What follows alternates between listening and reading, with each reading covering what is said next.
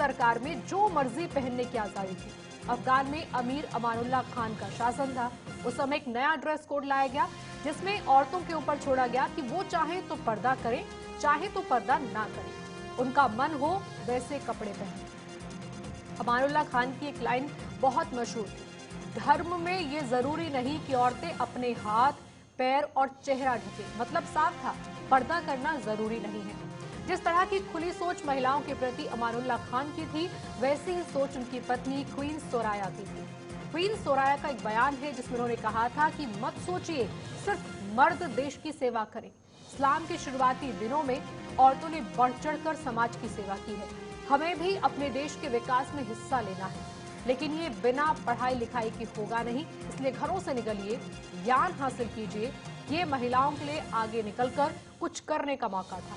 बात 19वीं शताब्दी की कर रहे हैं तो उस वक्त अफगान शासक महिलाओं को आगे बढ़ने का मौका दे रहे थे। जब अफगान महिलाओं को कुछ करने का मौका दिया तो परिणाम भी अच्छे निकले। यूके का एक एनजीओ है जिसका नाम है एमनेस्टी इंटरनेशनल, दुनिया भर में ह्यूमन राइट्स से जुड़े हुए डेटा इकट्ठा ये करता है और इसी में महिलाओं के अधिकारों को लेकर खासकर जानकारी दी गई है कि 1919 में महिलाओं को वोट देने का अधिकार दिया गया था।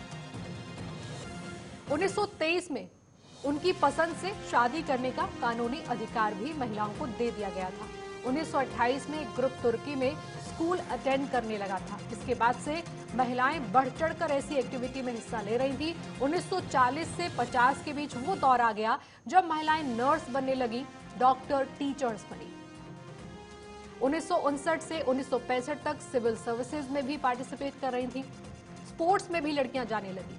1965 में 2 महिला सीनेटर भी चुनी गई थी।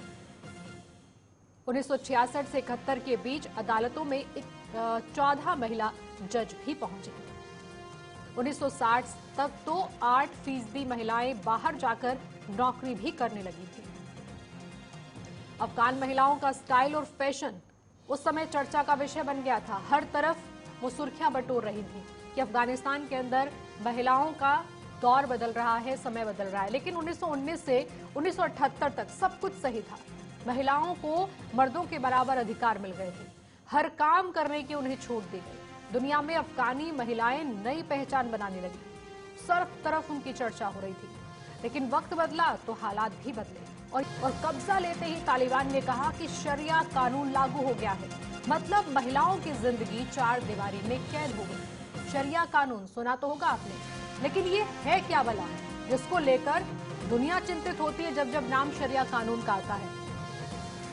शरिया कानून ये कहता है कि बिना मर्द के महिला घर से बाहर नहीं निकल सकती है, जो अब अफगानिस्तान में होने जा रहा है।